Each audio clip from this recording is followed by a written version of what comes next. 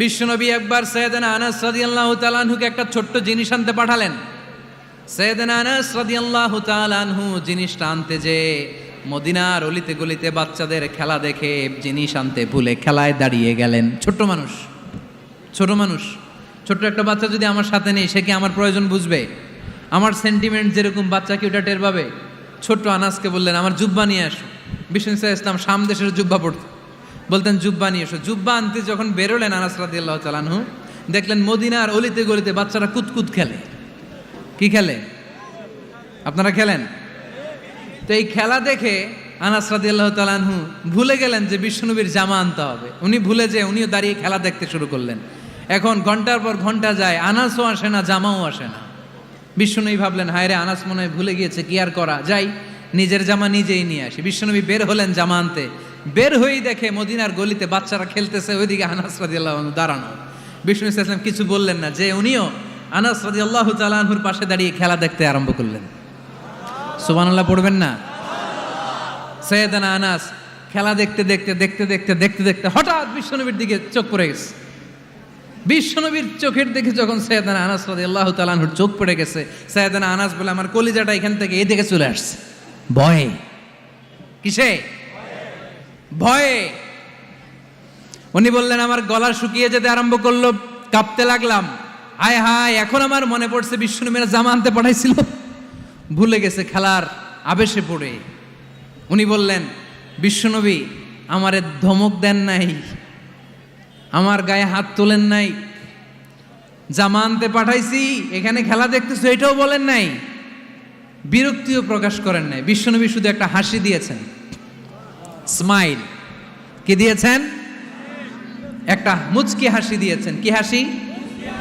সাইয়েদনা আনাস বলে, ওই যে ওই দিনের বিশ্বনবীর মুচকি হাসির শাসন মরার আগের দিন পর্যন্ত আমি আনাসকে সোজা রাস্তায় রেখেছে, আর ডানে বায়ে নেয় নাই।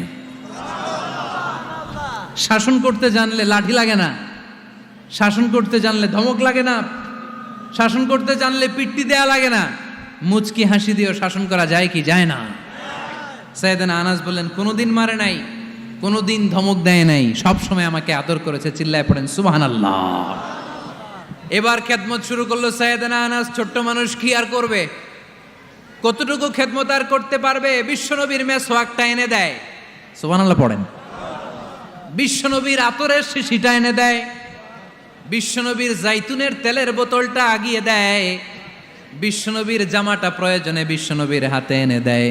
সাইয়েদনা আনাস বলেন, আমি 1 বছর নয়, 2 বছর নয়, 5 বছর নয়, 7 বছর নয়, 10 বছর বিশ্বনবীর খেদমত করেছি। ফামা দরাবানি, 10 বছরে একদিনও তিনি আমারে মারে নাই। সুবহানাল্লাহ।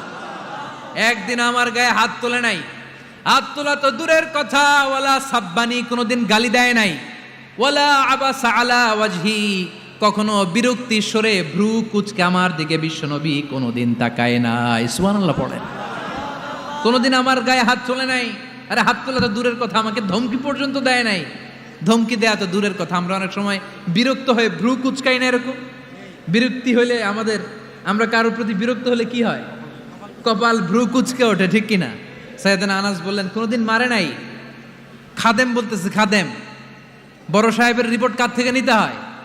হয় খাদেম, নয় দারোয়ান, নয় ঘরের কাজের মেয়ে, তা না হলে ড্রাইভার। বিশ্বনবীর খাদেম বিশ্বনবীর ব্যাপারে কি কমেন্ট করছে? মা সাব্বানি ওয়ালা জারাবানি ওয়ালা আবাসা ফি ওয়াজহি। এই 10 বছরের খেদমতের জিন্দেগিতে কোনোদিন বিশ্বনবী আমারে মারে নাই, গায়ে হাত তোলে নাই। আরে হাত তোলা তো দূরের কথা, একটা ধমকও দেয় নাই। আরে ধমক দেয়া তো দূরের কথা, বিরক্তির সুরে ভ্রু কুচকে আমার দিকে কখনো তিনি তাকায় নাই। চিল্লায় বলো সুবহানাল্লাহ। আর আজকে মাইক পেলে মানবাধিকারের কর্মী কি সুন্দর কথা বলে, উইমেন রাইটসের কথা বলে, শিশু শ্রম নিয়ে কথা বলে, আর বাড়িতে কাজের মেয়ের গায়ের মধ্যে গরম খুন্তি পিঠের মধ্যে লাগিয়ে পিঠ ঝলসিয়ে দেয়। এরকম আছে না নাই? পত্রপত্রিকায় প্রায় দেখা যায় যে কাজের মেয়েদেরকে কি অত্যাচার করে। খুন্তি গরম করে করে চামড়ার মধ্যে লাগিয়ে স্কিন ঝলসে ফেলেছে, গ্রিলের মধ্যে বেঁধে রেখেছে, সময় মতো খাবার দেয় নাই, পিটিয়ে মাথার চুল কামিয়ে মাথা নেড়া করে দিয়েছে। এরকম আছে না নাই? এরা মানবাধিকারের ঠিকাদার, এরা মানবাধিকারের কথা বলে। আর বিশ্বনবী সাল্লাল্লাহু আলাইহি ইসলামের খাদেম বিশ্বনবীর ব্যাপারে বলেছে, কোনোদিন মায়ের তো দূরের কথা, হাত তোলা তো দূরের কথা, আরে ধমক দেওয়া তো দূরের কথা, বিরক্তির চেহারা নিয়েও কোনোদিন বিশ্বনবী আমার দিকে তাকায় নাই। চিল্লায় পড়েন সুবহানাল্লাহ। এজন্য সব সময় বিশ্বনবী সাল্লাল্লাহু আলাইহি ইসলাম শ্রমিকদেরকে ভালোবাসতেন। শ্রমে কোনো লজ্জা নাই, লজ্জা হচ্ছে অলসতায়। আজ থেকে এই মাহফিল, এই এত বড় আয়োজন, এত বড় গ্যাদারিং তখনই সার্থক হবে যখন আমরা এই সিদ্ধান্তে আসতে পারবো যে আমরা অলস সময় কাটাবো না, আমরা আমাদের এই সময়গুলোকে প্রোডাক্টিভ ওয়েতে কাজে লাগাবো, কোনো না কোনো কাজের সাথে জড়িত হব। Never under estimate any job, whether it's big or small, বড় হোক বা ছোট হোক, কোনো কাজকে আমরা ছোট করে দেখব না। যে কোনো কাজ করো না ভাই, যে কোনো কাজ করো তা যেন হয় সবার চেয়ে সবচেয়ে সুন্দর। আমাদের অবসর সময়গুলোকে কাজে লাগানোর দরকার আছে না নাই? আমরা নিজেদেরকে কর্মঠ করে, কর্মজীবী হিসেবে, শ্রমজীবী হিসেবে নিজেদেরকে প্রতিষ্ঠিত করতে চাই। রাজি আছে মুসলমান? লক্ষ্মীপুরের যুবক ছেলেরা আওয়াজ করে বলো, পারা যাবে? লজ্জা কিসে? লজ্জা কিসে?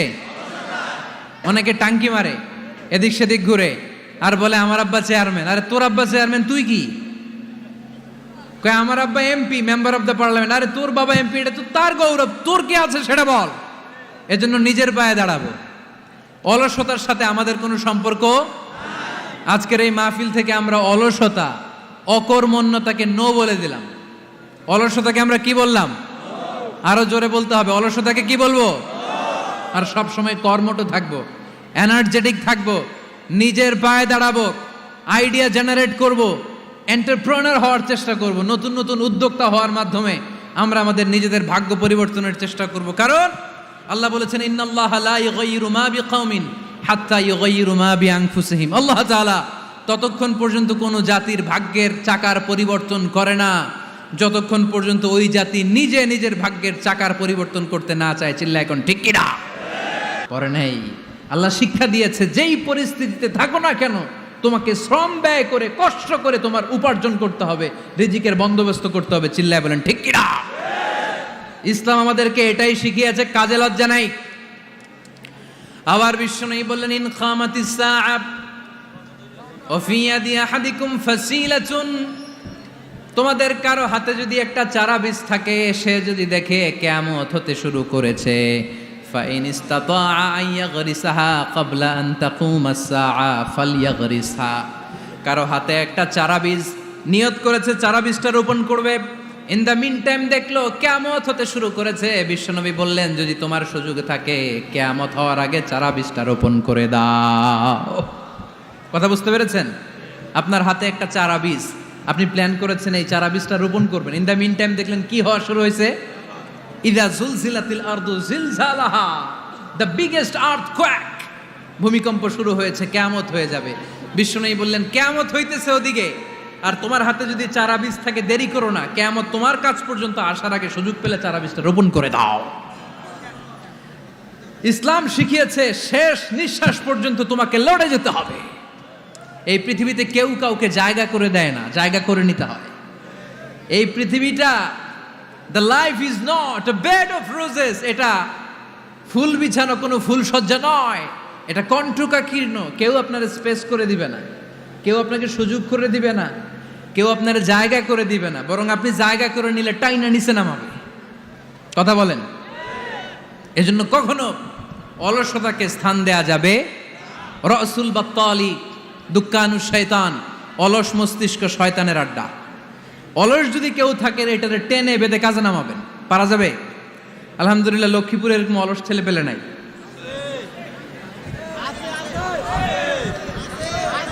আছে?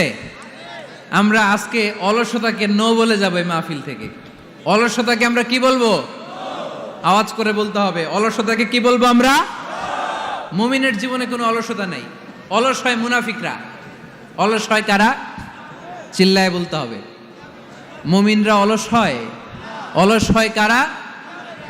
এজন্য কোরআনে আল্লাহ একথাও বলে দিলেন, ওয়াইদা কামু ইলাস সালাতি কামু কুসালা ইউরাউনান নাসা ওয়ালা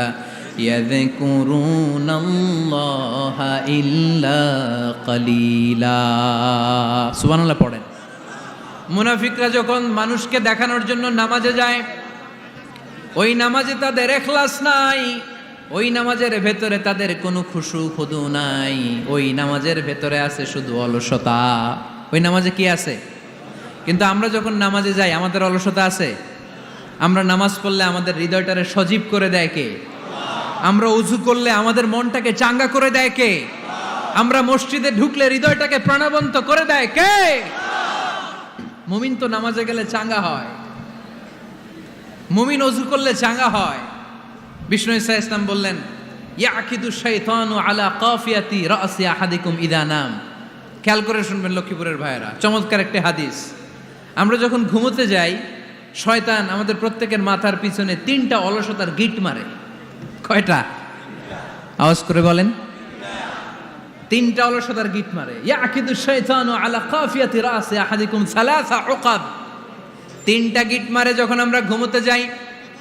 অলসতার 3টা গিট মেরে আমাদের কানের সামনে এসে ফিসফিস করে মন্ত্র পড়তে থাকে, আলাইসা লাইলুন তাওয়িলুন ফারকুদ, আলাইসা লাইলুন তাওয়িলুন ফারকুদ। বিশাল লম্বা রাত, ঘুমাও, অনেক সময় আছে, ঘুমাও। রাত 5টা বেজে যাচ্ছে, তাহাজ্জুদের সময় শেষ হয়ে যাচ্ছে, তখনও শয়তান বলে রাত অনেক লম্বা, ঘুমাও। ফজরের সময় পার হয়ে যাচ্ছে, সূর্য উঠে যাচ্ছে, শয়তান বলে আলাইসা লাইলুন তাওয়িলুন ফারকুদ, এখনো অনেক সময় আছে, লম্বা লম্বা লম্বা চৌড়া রাত পড়ে আছে, তুমি ঘুমাও। বিশ্বনবী বললেন, ফাইন ইস্তাইকাযা ওয়া যাকারাল্লাহ ইনহাল্লাত উকদা। আমার উম্মতের কেউ যখন ঘুম থেকে জেগে ঘুম থেকে ওঠার দোয়া পড়া শুরু করে দেয়, অলসতার প্রথম গিটটা সাথে সাথে খুলে দেয় কে? আপনি ঘুম থেকে উঠেই যখন ঘুম থেকে ওঠার দোয়া পড়বেন, আপনার অলসতার প্রথম গিট খুলে দেয় কে? ঘুম থেকে ওঠার দোয়াটা কি? আলহামদুলিল্লাহিল্লাযী আহইয়ানা বা'দামা আমাতানা ওয়া ইলাইহিন নুশুর। প্রশংসা সে আল্লাহর, যে আল্লাহ আমাদেরকে লম্বা একটা ঘুম শেষে, মৃত্যু শেষে আমাদেরকে ঘুম থেকে উঠালেন। এই দোয়াটা পড়ার সাথে সাথে শয়তান যে 3টা গিট মারছে, ওই 3টার একটা খুলে দেয় কে? ফাইন তাওয়াদ্দা ইনহাল্লাত উকদা। ঘুম থেকে জেগে ঘুমের দোয়া পড়ার পরে যখন কেউ ওযু করে ফেলে, অলসতার দ্বিতীয় গিটটাও খুলে দেয় কে? ওযু করার পরে ফাইন সাল্লাত ইনহাল্লাত উকদা, নামাজের মুসল্লায় দাঁড়িয়ে যখন নামাজ শুরু করে দেয়, অলসতার 3 নাম্বার গিটটাও খুলে দেয় কে? 3টা গিট যখন খুলে দেয়, বিষ্ণু ঈসা ইসলাম বললেন, ফাআসবাহা নাশীতাল কলব। নাশীত, তখন মুমিন বান্দা সজীব হয়ে ওঠে, প্রাণবন্ত হয়ে ওঠে, উচ্ছ্বসিত হয়ে ওঠে। ওয়া ইল্লা খাবিসান নাফসি কাসলান। আর যদি ঘুমিয়ে থাকে, 3টা গিট তার মাথার পেছনে শয়তানের অলসতার লেগে থাকে, তাহলে তার দিনটা শুরু হয় অলসতা দিয়ে, আর সে হয় অলসতার রাজা। চিল্লায় কোন ঠিক কিনা? এজন্য আমরা কি অলস হতে চাই না কর্মঠ হতে চাই? কোন নবীরা কি অলস ছিলেন? পৃথিবীতে কোন নবী অলস ছিলেন? সব নবী কর্মঠ ছিলেন। বিষ্ণু ঈসা ইসলাম বললেন, এজন্য নবীরা যেহেতু কাজ করেছেন, কর্মঠ ছিলেন, আমরাও কর্মঠ হব, ঠিক কিনা? সাহাবারাও কর্মঠ ছিলেন, বিশ্বনবীর সাহাবারাও ব্যবসা করতেন। সাইয়েদনা আবু বকরের বিশাল ব্যবসা প্রতিষ্ঠান ছিল। সুবহানাল্লাহ পড়ে। আপনারা হজ উমরা করেছেন কে কে দেখি?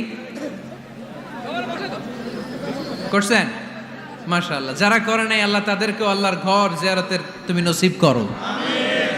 বিশ্বনবীর মাকবারার সামনে দাঁড়িয়ে আমরা যেন সালাম পেশ করতে পারি, তুমি নসিব করো। বাইতুল্লাহ শরীফে এবং মসজিদ নববীতে আমরা যেন সালাত আদায় করতে পারে, আল্লাহ তুমি নসিব করো। সাইয়েদনা আবু বকর রাদিয়াল্লাহু তাআলা আনহুর ব্যবসা প্রতিষ্ঠান ছিল মক্কার কাবা ঘরের পাশেই। ওনার ব্যবসা প্রতিষ্ঠানগুলো যেখানে ছিল ঠিক ওইখানেই সৌদি সরকার এখন শপিং মল বানিয়ে দিয়েছে, মাতজার আবু বকর। মক্কা শহরের যেখানে বহিরাগতরা এসে ওখানে ছাগল, ওখানে ঘোড়া, উট এগুলো রাখতো, আস্তাবল রাখতো, ঘোড়া আর উট যেখানে রাখা হতো, ঠিক ওই জায়গায় সৌদি সরকার ওটার পার্কিং লট বানায় দিচ্ছে। মানে যেখানে আগে সাহাবাদের ব্যবসার জায়গা, ওইখানে বর্তমানে শপিং মল।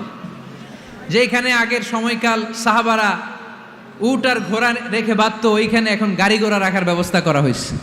সাইয়েদনা আবু বকর অনেক বড় ব্যবসায়ী ছিলেন। ওনার নিজ টাকা দিয়ে হাবাসা থেকে আসা সাইয়েদনা বেলালকে তিনি 20,000 স্বর্ণ মুদ্রা দিয়ে উমাইয়া ইবনে খালাফের কবল থেকে তিনি মুক্ত করেছেন।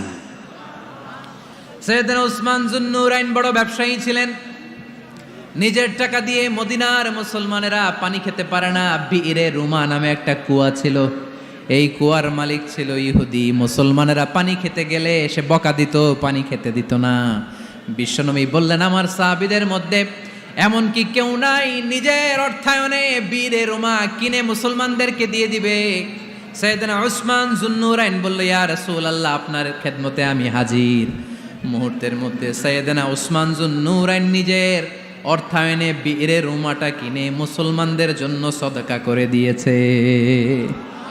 তো ব্যবসা না করলে, কর্মঠ না হলে, উপার্জন না হলে সদকা করা যাবে? চিল্লায় বলেন, করা যাবে? সুনানে তিরমিজির বর্ণনা, বিষ্ণু ঈসা ইসলাম মক্কা থেকে যত সাহাবারা হিজরত করে মদিনায় এসেছে, মদিনাতে কোনো না কোনো সাহাবার সাথে বিশ্বনবী ভ্রাতৃত্বের বন্ধনে আবদ্ধ করে দিয়েছে। সুবহানাল্লাহ পড়েন। এজন্য মক্কা থেকে যারা এসেছে এদেরকে বলে মুহাজির। এদেরকে কি বলে? আর মদিনায় যারা ছিল এদেরকে বলে আনসার। এদেরকে কি বলে? আওয়াজ করে উত্তর দিবেন। মক্কা থেকে যারা এসেছে তাদের নাম মুহাজির, আর যারা মদিনার সাহাবী তাদের নাম আনসার। আজকে এই মাহফিলে লক্ষ্মীপুর এর বাইরে থেকে কারা কারা আসছেন দেখি?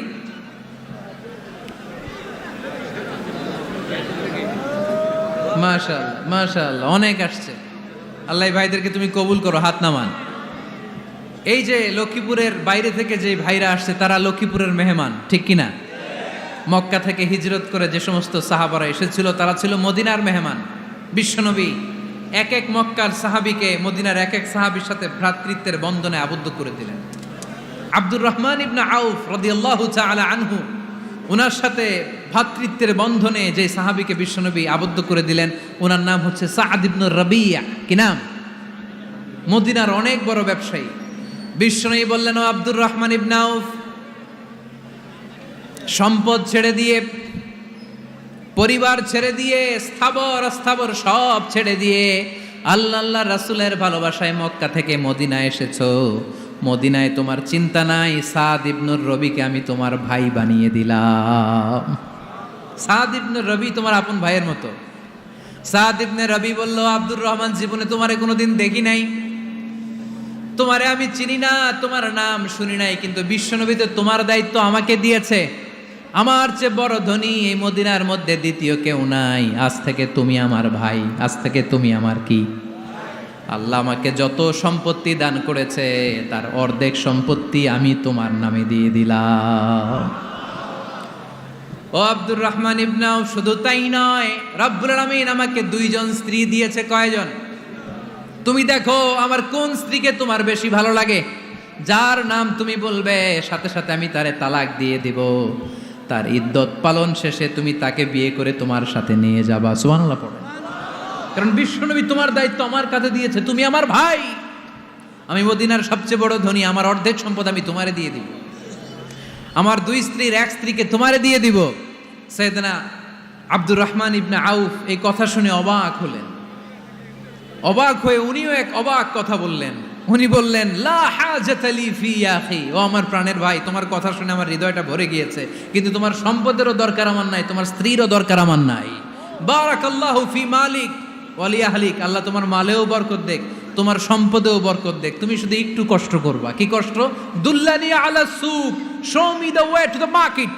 তুমি মদিনায় কোনো মার্কেট আছে কিনা, শপিং মল আছে কিনা, ব্যবসা প্রতিষ্ঠান আছে কিনা আমারে দেখায় দাও। সুবহানাল্লাহ পড়ে। আমরা হইলে কি করতাম? লক্ষ্মীপুরে যারা আসছে এদের একজনের যদি বলা হয়, ভাই আপনি এখন থেকে লক্ষ্মীপুরের ভাই, আমার অর্ধেক সম্পদ আপনারা দিয়ে দেবে, কি করবে? পায়ের উপর পা তুলে খাবে আর বলবে, কি আনন্দ আকাশে বাতাসে, ঠিক কিনা? এরপর যদি বলি, ভাই আমার দুই বউ, যেটারে সুন্দর লাগে বলেন তালাক দিয়ে দেই, নিয়ে যান, কি বলবে? কি আনন্দ আকাশে বাতাস। আল্লাহ রাসূলের সাহাবী আব্দুর রহমান ইবনে আউফ বললেন, লা হাজাতা লি ফি, আমার দরকার নেই। দুল্লানি আলা সুক, just show me the way to market. এখানে মার্কেট কই আছে দেখায় দাও। অবাক হয়ে গেলেন সাদ বিন রবি, বললেন, ও আব্দুর রহমান ইবনে আউফ, ঠিক আছে, তুমি যদি নিতে না চাও তোমারে আমি জোর জবরদস্তি করব না। শুনে রাখো, মদিনাতে ইহুদিদের কয়নুকার একটা বাজার আছে। এই কথা বলার সাথে সাথে আব্দুর রহমান ইবনে আউফ চলে গেলেন। এর পরের দিন অল্প কিছু পনির আর ঘি দিয়ে ব্যবসা শুরু করলেন। পনির আর ঘিয়ের ব্যবসা করতে করতে করতে করতে ব্যবসায় তিনি এত লাভ করলেন, উনি বললেন আমি যদি কখনো মদিনার বালুর মধ্যে হাত দিতাম ওই বালুটারও সোনা বানায় দিত কে? দুল্লানি আলা সুক, লক্ষ্মীপুরের কর্মঠ যুবক ভাইয়েরা, এ আব্দুর রহমান ইবনে আউফ আমাদের প্রেরণা। উনি অন্যের ঘাড়ে পাড়া দিয়ে খেতে চায় নাই, আরেকজনের উপর ডিপেন্ডেন্ট বা নির্ভরশীল হতে চায় নাই। তিনি স্বাবলম্বী হওয়ার শিক্ষা লেসেন কিয়ামত পর্যন্ত গোটা বিশ্বের যুবকদের জন্য রেখে গিয়েছে। চিল্লায় বলো ঠিক কিনা?